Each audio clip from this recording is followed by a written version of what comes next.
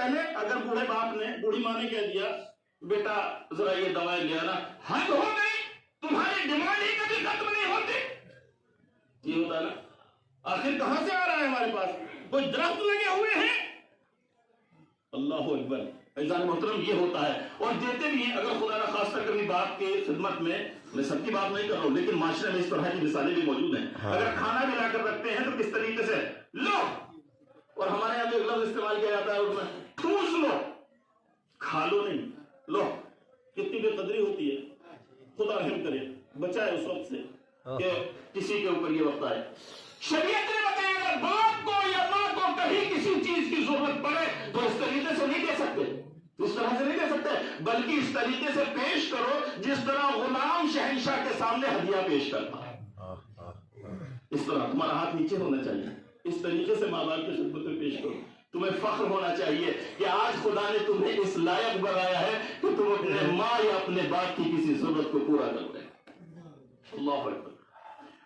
اور حقوق کے حوالے سے جہاں تک گفتگو کی جاتی ہے، بڑے اہم حقوق ہیں والدین کے. کبھی موقع ملے گا تو انشاءاللہ ان پر پوری صریف ہونی چاہیے، دروس ہونے چاہیے ان موضوعات پر.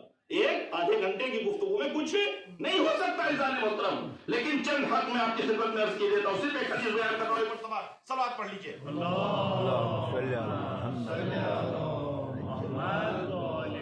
پیغمبر نے فرمایا کہ سب سے بڑا حق یہ ہے کہ لا یسمی ہے بے اسمہ، نام سے اس کو آواز مت دینا، کبھی نام سے مت پکارنا. باپ کو اگر پکارنا ہے بابا جان، عربی میں ایک بہت اچھا بہت اہم لفظ ہے یا ابتا. حدیث کی سمے آپ کتنا پڑھتے ہیں یا ابتا، یہ بڑے احترام کا لفظ ہے. بابا جان میری جان آپ پر قربان، بے نفسی انت و ابی و امی. اللہ اکبر. یہ تمام یعنی کہ احترام کے ساتھ، اس عزت کے ساتھ کہ جیسے غلام شاہ کے ساتھ خطاب کرتا، اس طریقے سے خطاب کرنا ہے. اور اس کے بعد ولا یمشی بین یدیہ. اللہ اکبر. یہ بہت اہم، اگر اسی پر گفتگو کی جائے تو بہت وقت کی ضرورت ہے. اس کے سامنے مت چلنا. تم ڈاکٹر ہو اپنی جگہ، تم انجینئر ہو اپنی جگہ، تم آیت اللہ بن گئے اپنی جگہ، لیکن وہ باپ ہے، وہ تمہارا باپ ہے، اس کے آگے چلنے کی اجازت نہیں ہے. حضرت امام خمینی رضوان اللہ تعالیٰ کے ایک مرتبہ جو ان کا یعنی کمرہ تھا، دفتر کہہ لیجیے، جس سے وہ پوری حکومت بلکہ پورے جہان اسلام کو کنٹرول کرتے تھے، ان میں جو ایک چھوٹا سا گھر ہے، دیکھا ہے بہت سے افراد نے. ایک مرتبہ ایک جوان جو ان کا خادم تھا، بہت اہم خادم تھا، وہ اپنے باپ سے آگے داخل ہو گیا کمرے میں. امام خمینی نے کہا کیسے تم داخل ہوئے؟ تم جانتے ہو تمہارے اس ایک عمل کی وجہ سے تمہارے خداوند متعال تمام اعمال کو حفظ کر سکتا، ختم کر سکتا. تم باپ سے آگے بڑھے کیسے؟ اور یہ تو معمولی حالت ہے. اگر خدا نہ خاصہ کبھی اکڑ آ گئی نا، ہم تو ڈاکٹر ہیں، ہم انجینئر ہیں، ہم پروفیسر ہیں، یہ جاہل باپ جاہل ہے. اگر سوچ کر ایک مرتبہ چھٹے امام کے سامنے ایک جوان چل رہا تھا، تھوڑا سا شانے لگتا ہے نا کہ اکڑ کے ساتھ چل رہا ہے. امام نے بلایا، کہا کیا کر رہے ہو، کیسے چل رہے ہو؟ کہا مولا کیا کوئی غلطی ہو گئی؟ امام نے کہا جانتے ہو کہ تمہارے اس ایک عمل کے سبب خداوند متعال نے تمہیں یعنی تمہارے ساتھ جو کیا ہے وہ کیا؟ اور یہ حکم وضعی ہے. وضعی کا مطلب، شرعی کا مطلب تو یہ ہوتا ہے کہ شریعت کے اعتبار سے، لیکن وضعی کا یہ ہوتا ہے کہ جو بھی کرتا ہے اس کے ساتھ ہوتا ضرور ہے. امام نے کہا کہ اگر کوئی 3 قدم اکڑ کر اپنے باپ کے آگے چلتا ہے نا، 3 قدم، خداوند متعال اس کی عمر کے 30 سال کم کر دیتا ہے. 3 قدم جتنا اس کی عزت کرو گے اتنا خداوند متعال تمہیں بلند کرے گا. اللہ اکبر. تو یہ دوسرا یہ ہے کہ اس کے سامنے نہیں چلنا، لا یمشی بین یدیہ. اور تیسرا یہ ہے ولا یجلس قبلہ، باپ سے پہلے بیٹھنے کی کوشش مت کرنا. چاہے تم جو بھی ہو، پہلے باپ کو بٹھاؤ، اس کے بعد اجازت لے کر بیٹھو. اللہ اکبر. کہاں ہے ہمارے پاس وہ تعلیم اور کہاں ہے ہمارے پاس وہ عمل؟ اور اس کے بعد ولا یستسب لہ، کوئی ایسا عمل نہ کرنا کہ جس کے سبب باپ کو برا بھلا کہا جائے. کہا جاتا ہے نا کہ اولاد کے ذریعے سے، اولاد کی وجہ سے باپ کو برا بھلا بھی کہا جاتا ہے، گالیاں بھی ملتی ہیں اور دعائیں بھی ملتی ہیں. جو اولاد کا عمل ہوتا ہے تو اگر اچھا عمل ہے تو کہتے ہیں کتنے اہم افراد کی تربیت کی ہے اس انسان نے. جانے والا کتنا اچھا تھا، بیٹا اتنا لائق ہے کہ سب کے کام آتا ہے۔ اور کہیں ایسا بھی ہوتا ہے خدا نہ خاصہ کہ کیسی نالائق اولاد ہے، تو کہا کہ ایسا اپنا عمل بناؤ کہ ماں باپ کے لیے جو ہے وہ کوئی یعنی برا نہ کہے۔ پیغمبر اکرم صلی اللہ علیہ وآلہ وسلم شب معراج جب معراج پر گئے تو حضور نے وہاں کے بہت سے واقعات بیان کیے۔ ایک منظر کو بیان کر رہے ہیں، بالکل جو عرش کا منظر ہے، عرش کا، ٹھیک ہے۔ پیغمبر کہتے ہیں میری نگاہوں کے سامنے عرش اعظم تھا، عرش معلیٰ تھا۔ اب مفسرین اس میں الجھے ہوئے ہیں کہ عرش ہے کیا چیز، ٹھیک ہے، وہ اپنی جگہ۔ تو کہتے ہیں دو چیزیں بیان کی، ایک البتہ میرے موضوع سے الگ ہے لیکن بیان کر دوں۔ رسول نے فرمایا ایک چیز تو میں نے یہ دیکھی کہ انہو مکتوب عن یمین العرش ان الحسین مصباح الہدی و سفینۃ النجاۃ۔ ایک تو جب میری عرش کے اوپر نظر پڑی تو میں نے یہ دیکھا کہ عرش کی داہنی جانب جو لکھا ہوا تھا وہ یہ لکھا ہوا تھا مکتوب عن یمین العرش، عرش کی داہنی جانب لکھا ہوا تھا ان الحسین مصباح الہدی و سفینۃ النجاۃ، کہ حسین جو ہے وہ ہدایت کی کشتی ہے اور سفینہ نجات۔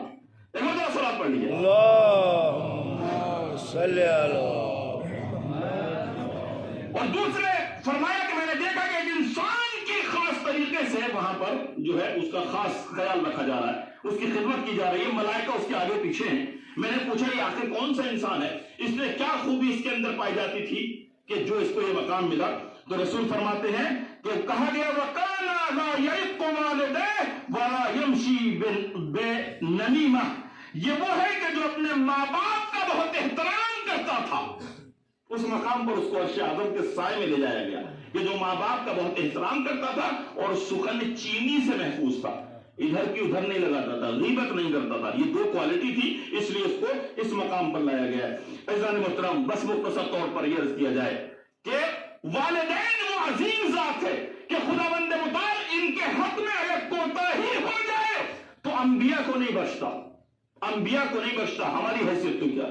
حضرت یوسف علیہ وعلی نبینا الصلاۃ والسلام جس وقت مصر کے عزیز بنے ہیں اور حاکم بنے ہیں مصر کے، اور حضرت یعقوب علیہ السلام وہاں پر آئے ہیں، تو آپ نے دیکھا ہوگا، وہ سیریل میں بھی دیکھا ہوگا جو سیریل یوسف پیغمبر ہے، کہ وہ کس طریقے سے گئے، پوری مملکت کو لے کر گئے ہیں حضرت یعقوب کے استقبال میں، لیکن پھر بھی جو محبت حضرت یعقوب میں نظر آتی ہے وہ حضرت یوسف میں تھوڑا کم ہے، اس لیے کہ وہ حاکم ہے۔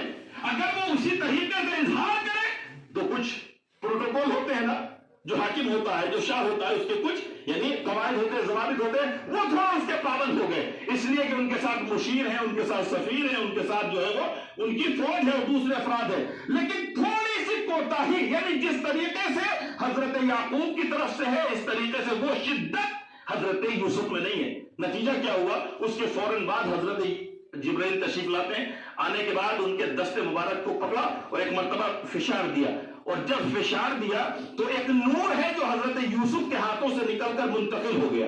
حضرت یوسف نے سوال کیا جبرائیل یہ کیا ہوا، یہ نور کیسا ہے؟ اللہ اکبر، توجہ کیجئے گا، ایک مرتبہ کہا گیا کہ جو ہمیں امید تھی تم سے، چونکہ جن کے رتبے ہیں سوا ان کو سوا مشکل ہے، جس کا جیسا رتبہ ہوتا ہے اس سے ایسی ہی امید کی جاتی ہے، تم ایک نبی ہونے کے بعد تم سے جس طریقے کی باپ کے احترام کی توقع کی جاتی تھی تم نے اس کا حق ادا نہیں کیا، اس لیے خدا نے آج یہ فیصلہ کیا ہے کہ اب نبوت تمہاری نسل سے نہیں آئے گی، نبوت تمہاری نسل سے نہیں آئے گی۔ اللہ اکبر، اس لیے نبی نہیں بنا حضرت یوسف کی نسل۔ تو عزیزان محترم، خداوند متعال کسی کو نہیں بخشتا، اور یہ ماں باپ میں نے عرض کیا ایسا مورد ہے کہ جہاں ایمان اور اسلام کی قید نہیں ہے، اگر ماں یا باپ میں سے کوئی کافر بھی ہے، غیر مسلم بھی ہے، تو اس کا احترام ہمیں اسی طریقے سے کرنا ہے۔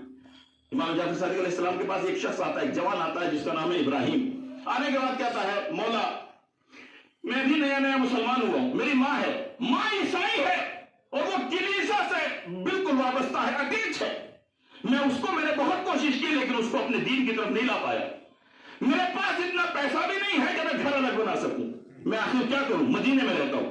امام نے کہا نہیں، تم سے کس نے کہا کہ گھر الگ بناؤ؟ کہا پھر کھانا بھی ساتھ میں کھانا پڑتا ہے۔ امام نے دو چیزیں کہی، کیا تمہاری ماں شراب پیتی ہے؟ کہا نہیں مولا شراب نہیں پیتی۔ کہا کیا وہ یعنی सूअर का गोश्त खाती है? कहा नहीं मौला, इससे भी महफूज है। कहा अगर ये दो अमल नहीं पाए जाते तो तुम अपनी माँ के साथ खाना भी खा सकते हो, बल्कि जब वो वापस जाओगे ना अपने हाथों से अपनी माँ को खाना खिलाना, अपने हाथों से खिलाना, उसकी खिदमत में, उसकी मोहब्बत में इजाफा करना। अल्लाह अकबर। जब वो मदीने आता है, आने के बाद जब अपनी माँ के साथ वो पेश आता है, उसकी माँ कहती है कि बेटा ये बात तो बता, ये तो बता कि जब से तू आया है तेरा अखलाक कुछ बदल गया, तेरे अंदर कुछ तब्दीली महसूस कर रही हूँ, बस आखिरी रिवायत है, तब्दीली महसूस कर रही हूँ। वो एक मर्तबा कहता नहीं मादरे गिरामी ऐसी बात नहीं है। तो वो क्या ऐसी बात नहीं है? कहा नहीं कुछ भी। कहा कि हाँ। कहा फिर पहले ऐसा नहीं था जैसा तू अब है, क्या तेरे मौलिम ने ये बताया है? कहा कि हाँ। कहा वो मौलिम कौन है? कहा उसका नाम है इमाम सादिक। इमाम सादिक कहता है मेरी मां 90 साल की है, कभी घर से बाहर उसने कदम नहीं निकाला। एक सवाल क्या ये बता, क्या तेरा मौलिम पैगंबर है? क्या पैगंबर है? कहा नहीं पैगंबर तो नहीं है, लेकिन वो पैगंबर का फर्जंद है, पैगंबर का बेटा है। कहा उसकी तालीमात से मुझे इलाही तालीमात की बुआ रही। कहते ये बता कि अगर तू चाहे तो क्या मिल सकता है? कहता क्यों नहीं मिल सकता, उसका दरवाजा खुला हुआ है, जब चाहो मिल सकता हूं। वहां पर ना मुहाफिज है, ना निगहबान है, ना किसी तरीके की दूसरी कोई रुकावट है। अल्लाह अकबर। अज़ीज़ान मोहतरम, बस एक मर्तबा कहता है फिर जाकर मिल, और जाने के बाद ये कहना कि मैं भी उसके दीन को कबूल करना चाहती हूं। गौर कीजिए अज़ीज़ान मोहतरम, वो दीन को एक मर्तबा सलात पढ़ लीजिए। अल्लाहुम्मा सल्ली अला मुहम्मद व आले। वो इमाम से जाकर मिलता है और जाने के बाद कहता है मौला मेरी माँ इस तरीके से वो भी इस आपके दीन को, मजहब अहले बैत को कबूल करना चाहती है। इमाम ने कहा जाने के बाद उसको शहादतैन की तिलकीन कर, शहादतैन पढ़वा। जैसे ही उसने एक मर्तबा तिलकीन की, शहादतैन उसको पढ़वाई, बस खुदा का फैसला यह था कि वो उसके बाद इस दुनिया से चली गई। जब इस दुनिया से गई, इमाम के पास आया, मौला मेरी माँ तो दुनिया से चली गई। तब घबराने की जरूरत नहीं है, मैं अभी मोमिन खवातीन को हुक्म देता हूँ, वो तेरी माँ को लेकर आएंगी, उनको इस्लामी तरीके से गुस्ल दिया जाएगा, कफन दिया जाएगा और जन्नतुल बकी में दफन किया जाएगा। और अज़ीज़ान मोहतरम, जब जन्नतुल बकी में दफन किया, एक मर्तबा वो कहता मौला मेरी माँ ने न तो नमाज पढ़ी, न रोजा रखा, न हज किया, न दूसरे अमाल अंजाम दिए। इमाम ने मुस्कुरा कर कहा तेरी माँ के ऊपर जब तक वो दूसरे मजहब पर थी अहकाम ही नाफिज नहीं थे, और जब वो इस मजहब पर आई है तो उसको वक्त ही नहीं मिला। या अपने अल्फाज में इस तरीके से कहूं कि ये अहले बैत अखार की कश्ती है, जो इस पर सवार हो जाता है तो वो सदियों का सफर लम्हों में तय कर लेता है। इसी तरीके से उसकी निजात हो जाती है।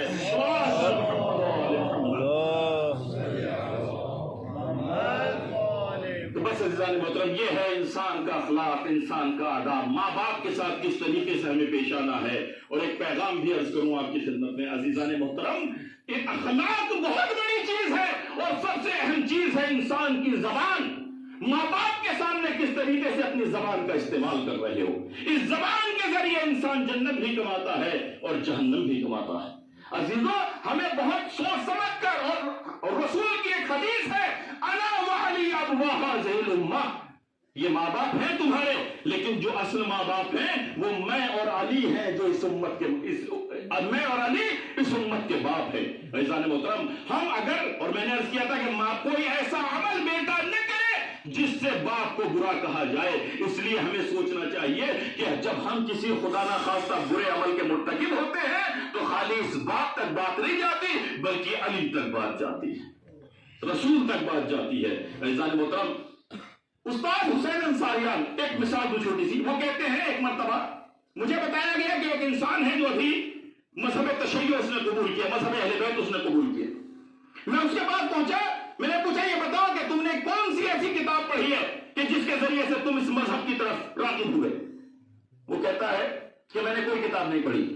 तो फिर कैसे इस मजहब की तरफ तुम राग़िब हुए, कैसे इस मजहब को तुमने कबूल किया?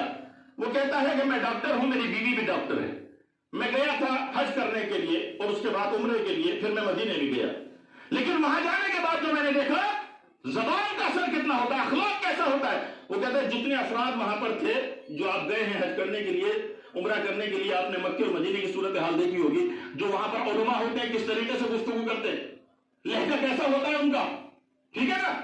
اتنا سخت لہجہ وہ کہتا ہے جب میں نے ان کو دیکھا تو میں نے اپنی بیوی سے کہا کہ ان کا جو انداز ہے ان کا جو اخلاق ہے وہ اسلام کے ساتھ سازگار نہیں ہے، اس لیے کہ رسول سے خدا نے کہا تھا وَمَا أَرْسَلْنَاكَ إِلَّا رَحْمَةً لِّلْعَالَمِينَ، ہم نے تمہیں عالمین کے لیے رحمت بنا کر بھیجا ہے۔ وَإِن كُنتَ فَظًّا غَلِيظَ الْقَلْبِ لَانفَضُّوا مِنْ حَوْلِكَ، اگر تمہاری زبان سخت ہوتی تو تمہارے پاس سے سب کے سب چلے جاتے، کوئی اسلام کو قبول نہ کرتا۔ اور بڑھ کر یہ کہ جس وقت خدا نے حضرت موسیٰ سے کہا تھا کہ تم فرعون کی طرف جاؤ تو کہا تھا قولوا قولا لینا، اس کے ساتھ نرم لہجے میں گفتگو کرنا۔ اور جب ہم یہاں پر دیکھتے ہیں تو یہاں تو وہ نرمی نہیں پائی جاتی، وہ رحمت نہیں پائی جاتی۔ وہ کہتا ہے اتفاق سے جب ادھر سے چنا جاتا ہے نا ہدایت کے لیے تو ایسا ہوتا ہے، کہتے ہیں اس کے بعد ہی ہمارا ایک موقع بن گیا، ایک موقع خدا نے ہمیں دیا اور ہم نے سنا، ہم چلے گئے 40 کے موقع پر نجف اور کربلا۔ اور جب ہم پہنچے وہاں پر تو ہم نے دیکھا جو اسی لباس میں جو علماء تھے، اللہ اکبر، تو وہ علماء کس طریقے سے ان کا اخلاق کیا ہے، کوئی کہیں جوتے پالش کر رہا ہے، کوئی کہیں چائے پلا رہا ہے، کوئی کہیں کھانا کھلا رہا ہے۔ تو جب ہم نے یہ دیکھا تو ہم نے اس وقت یہ اعلان کیا کہ واقعا اگر اسلام کی حقیقی تصویر ہو سکتی ہے تو وہ یہاں نظر آ رہی ہے۔ عزیزان محترم، یہ ہوتا ہے انسان جب گفتگو کرتا ہے، اس لیے زبان کے بارے میں غور و فکر کریں اور سوچ کر بولے۔ بس عزیزان محترم، جو بھی حسین یہ وہ کشتی ہے کہ جو سفینہ نجات ہے، جو اس پر سوار ہو جاتا ہے، خداوند متعال لمحوں میں اس کے وہ مقامات وہ طے کر لیتا ہے کہ جو دوسرے مقامات پر صدیوں میں نہیں کر سکتا۔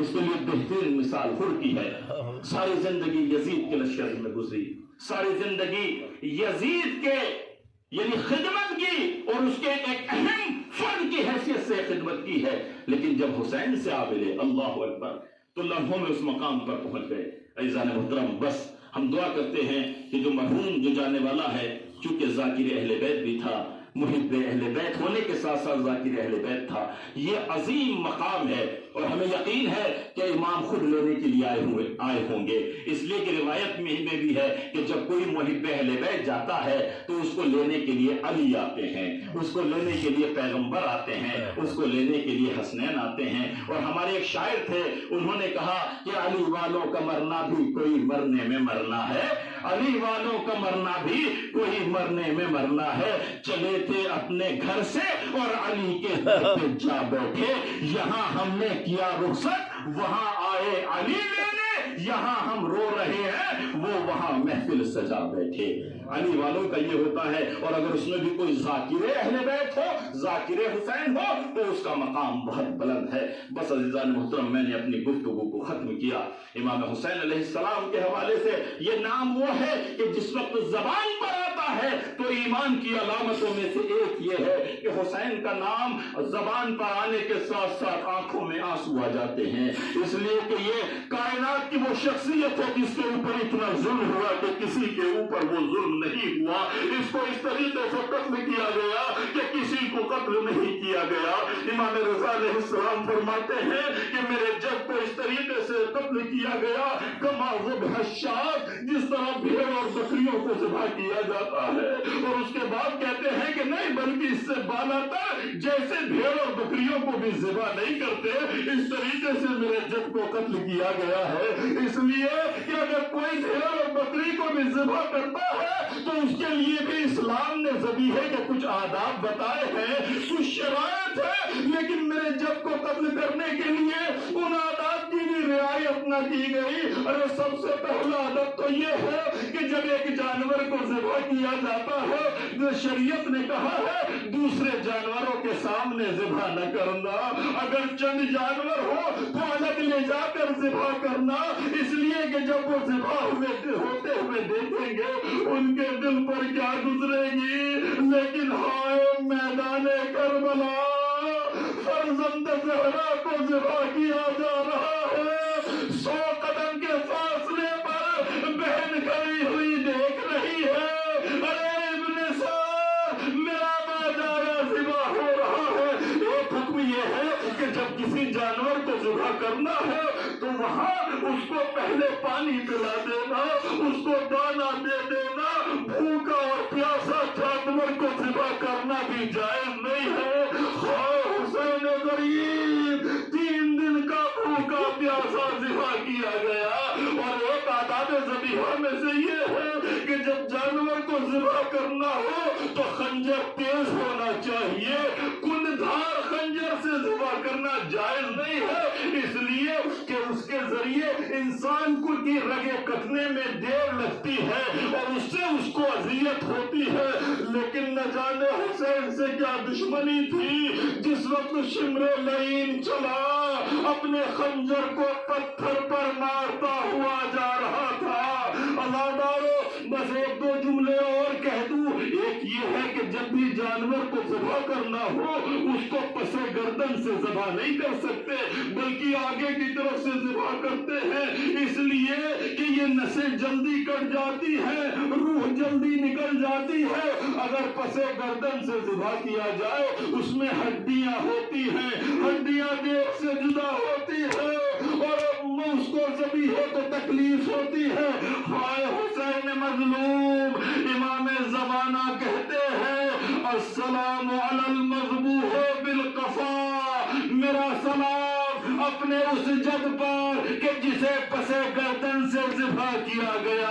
اور ایک آخری اشارہ ایک ذبیحے کے آداب میں یہ ہے کہ جب جانور کو ذبح کرو تو اس کا سر تن سے جدا نہیں کرتے بلکہ صرف آگے کی رگوں کو کاٹا جاتا ہے. عزادارو، لیکن ہائے حسین مظلوم، سر کو تن سے جدا کیا گیا، سر تن سے جدا ہوا.